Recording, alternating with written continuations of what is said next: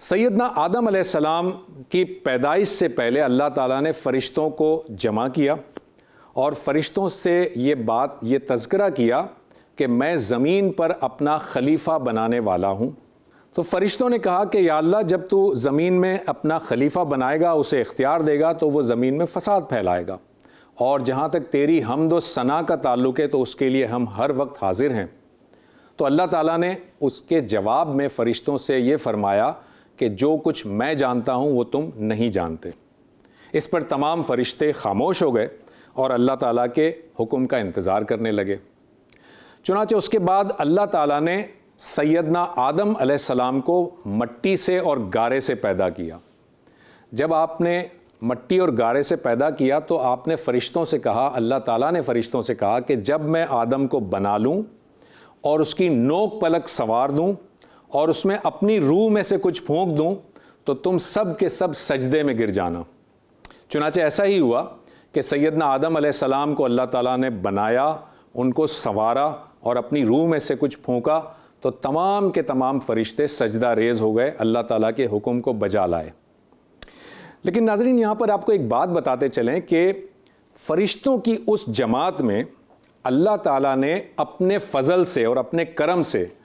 ایک جن کو بھی اس فرشتوں کی جماعت میں شامل کیا تھا۔ اس جن کا نام تھا عزازیل، اور یہ عزازیل جو ہے یہ جنات میں سے تھا۔ یہ ذرا ذہن میں رکھیے گا، اس کا تعلق فرشتوں سے نہیں تھا، یہ نوری مخلوق نہیں تھا بلکہ ناری مخلوق تھا۔ اس نے سجدہ کرنے سے انکار کر دیا، اور انکار کر کے اللہ تعالیٰ سے اس نے یہ کہا کہ میں اس آدم کو سجدہ کیوں کروں، کیونکہ یہ تو مٹی سے پیدا ہوا ہے اور یہ مجھ سے کمتر ہے، یہ مجھ سے زیادہ پستی میں ہے، میں تو آگ سے پیدا کیا گیا ہوں، لہٰذا میں اسے سجدہ کیسے کر سکتا ہوں۔ گویا اس کے یہ جو الفاظ تھے یہ غرور اور گھمنڈ سے بھرے ہوئے الفاظ تھے۔ اللہ تعالیٰ نے اس شخص سے یعنی کہ عزازیل سے کہا کہ تجھے کیا بات اس چیز سے روک رہی ہے جبکہ میں تجھے حکم دے رہا ہوں؟ تو وہ اپنی بات پر اڑا رہا اور اس نے کہا کہ میں تو آگ سے پیدا ہوا ہوں، میں اس کمتر مخلوق کو سجدہ نہیں کر سکتا۔ چنانچہ اللہ تعالیٰ نے اسے اپنے دربار سے رد کر دیا، اور رد کرنے کی وجہ سے وہ مردود ٹھہرایا گیا۔ اس کا اصل نام عزازیل تھا، ذرا یاد رکھیے گا، لیکن بعد میں اس کا نام ابلیس پڑ گیا، اس کا لقب ہو گیا ابلیس۔ ابلیس کا مطلب ہوتا ہے محروم ہوا، جس کو محروم کر دیا جائے۔ چنانچہ وہ جو عزازیل تھا اسے اس آدم پر ایک غصہ آیا، اسے یہ لگا کہ میں تو اللہ کے اس دربار میں اتنا قرب رکھتا تھا، اتنا قریب تھا، لیکن اس آدم کی وجہ سے مجھے اس دربار سے رد کیا گیا ہے اور میں اس دربار سے اب محروم ہو چکا ہوں۔ چنانچہ اس نے اس غصے کا اظہار اس طرح سے کیا کہ اس نے اللہ تعالیٰ سے کہا کہ یا اللہ، تو مجھے مہلت دے قیامت تک، اور قیامت تک اگر تو مجھے مہلت دے گا تو میں ثابت کر دوں گا کہ یہ جو آدم ہے، یہ جو انسان ہے جسے تو نے بنایا ہے اور تو نے مجھے کہا تھا اسے سجدہ کرو، میں ثابت کر دوں گا کہ یہ تیرا ناشکرہ ہوگا۔ اللہ تعالیٰ نے اس شیطان کو، وہ جو شیطان تھا یہ ابلیس تھا، اس شیطان کو اللہ تعالیٰ نے قیامت تک کی مہلت دے دی، اور اس شیطان سے اللہ تعالیٰ نے یہ فرمایا کہ جو میرے خاص بندے ہوں گے وہ تیرے اس جال میں نہیں آئیں گے، اور جو تیرے اس جال میں آ گئے، تیرے بہکاوے میں آ گئے، وہ خسارہ پانے والوں میں سے ہوں گے۔ چنانچہ اس شیطان نے اللہ تعالیٰ کے سامنے یہ عہد کیا کہ میں اس آدم کو یعنی اس انسان کو بہکاؤں گا، آگے سے بھی، پیچھے سے بھی، دائیں سے بھی اور بائیں سے بھی، اور یا اللہ تو دیکھے گا کہ تو اسے شکر گزار نہیں پائے گا۔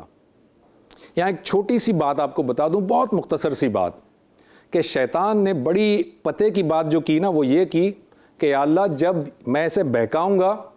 تو یہ تیرا شکر گزار نہیں ہوگا۔ شیطان نے یہ نہیں کہا کہ جب میں اسے بہکاؤں گا تو یہ روزہ نہیں رکھے گا، یہ نماز نہیں پڑھے گا، یہ جھوٹ نہیں بولے گا، یہ حج نہیں کرے گا، یہ نہیں کہا۔ شیطان نے کہا کہ یہ تیرا شکر گزار نہیں ہوگا۔ اس کا مطلب کہ شیطان چاہتا ہے کہ ہم اللہ تعالیٰ کے شکر گزار نہ رہیں۔ بڑی اہم بات ہے ناظرین، ہمارے بہت سارے لوگ ایسے ہیں جو نماز بھی ادا کر رہے ہوتے ہیں، روزہ بھی رکھتے ہیں، حج بھی کرتے ہیں، ساری عبادات کر رہے ہوتے ہیں، لیکن اللہ تعالیٰ کے آگے شکر نہیں بجا لاتے، ناشکرے ہو جاتے ہیں۔ اور شیطان نے یہی کہا تھا کہ جب میں آدم کو بہکاؤں گا تو یہ تیرا شکر ادا نہیں کرے گا۔ بہرحال یہ مکالمہ ہو جانے کے بعد اللہ تعالیٰ نے سیدنا آدم اور ان کی زوجہ حضرت حوا علیہ السلام سے یہ کہا کہ تم دونوں جنت میں جاؤ، جنت میں رہو، کھاؤ پیو، مزے کرو، عیش کرو، لیکن خبردار فلاں درخت کے قریب مت جانا، کیونکہ اگر تم اس درخت کے پاس گئے تو تم جو ہے وہ خسارہ پانے والوں میں سے ہو جاؤ گے۔ یہ جو درخت ہے اس کی تفصیلات میں جانے کی ضرورت نہیں ہے، بس یہ ذہن میں رکھنا ہے آپ کو کہ اللہ تعالیٰ نے بطور آزمائش ایک سمبولیکلی ایک درخت بتا دیا کہ اس کے قریب نہیں جانا، کیونکہ وہ اللہ تعالیٰ حضرت آدم اور حضرت حوا کی آزمائش کرنا چاہ رہے تھے۔ مگر ہوا یہ ناظرین کہ جب وہاں پر جنت میں یہ دونوں گئے تو شیطان نے، جو کہ مہلت مانگی تھی، شیطان نے انہیں بہکایا اور انہیں شیطان نے آ کر یہ کہا کہ آپ کو اس جنت کے درخت کے پاس جانے سے صرف اس لیے روکا گیا ہے کہ کہیں آپ حیات جاویدانی نہ حاصل کر لیں، یعنی ہمیشہ ہمیشہ کی زندگی آپ کو حاصل نہ ہو جائے۔ قرآن ہمیں بتاتا ہے کہ سیدنا آدم علیہ السلام اپنے اس وعدے کو جو کہ انہوں نے اللہ تعالیٰ سے کیا تھا وہ بھول گئے، اور اس بھول میں آ کر اللہ تعالیٰ کے اس وعدے سے بھول میں آنے کے بعد وہ اس درخت کے پاس پہنچے اور اس درخت کا وہ پھل کھا لیا۔ جیسے ہی اس درخت کا پھل کھایا تو قرآن بتاتا ہے کہ ان کے جو جنت کے لباس تھے وہ ان کے جسم سے اتر گئے، اور جیسے ہی وہ لباس اترے وہ اپنے اس جسم کو درختوں سے، پتوں سے ڈھانپنے لگے، جنت کے جو پتے تھے ان سے ڈھانپنے لگے، اور فوراً حضرت آدم علیہ السلام کو خیال آیا کہ مجھ سے بہت بڑی خطا ہو گئی ہے، مجھ سے بہت بڑی غلطی ہو گئی ہے۔ چنانچہ وہ اللہ تعالیٰ کے سامنے سجدہ ریز ہوئے، گڑ گڑانے لگے، اور قرآن مجید ہمیں بتاتا ہے کہ اللہ تعالیٰ ہی نے ان کو توبہ کے آداب، توبہ کے کلمات سکھائے، اور انہوں نے توبہ کی، اور وہ توبہ کے کلمات ہیں ربنا ظلمنا انفسنا وان لم تغفر لنا وترحمنا لنکونن من الخاسرین۔ اور اس دعا کے بعد اللہ تعالیٰ نے ان کی توبہ قبول کی، اور پھر ان دونوں کو یعنی سیدنا آدم اور سیدہ حوا کو یہ کہا کہ اب تم دونوں زمین میں چلے جاؤ، کیونکہ اللہ تعالیٰ نے تو پہلے سے فیصلہ کیا تھا کہ میں زمین میں اپنا خلیفہ بنانے والا ہوں۔ لہٰذا اللہ تعالیٰ کے اس فیصلے کے نتیجے میں سیدنا آدم اور سیدہ حوا زمین میں پہنچ گئے۔ اللہ تعالیٰ نے انہیں یہ بھی کہا کہ اب تم زمین میں جاؤ اور وقتاً فوقتاً میری ہدایات تم تک آتی رہیں گی، اور اگر تم میری ہدایات پر عمل کرو گے تو کبھی گمراہ نہیں ہوگے۔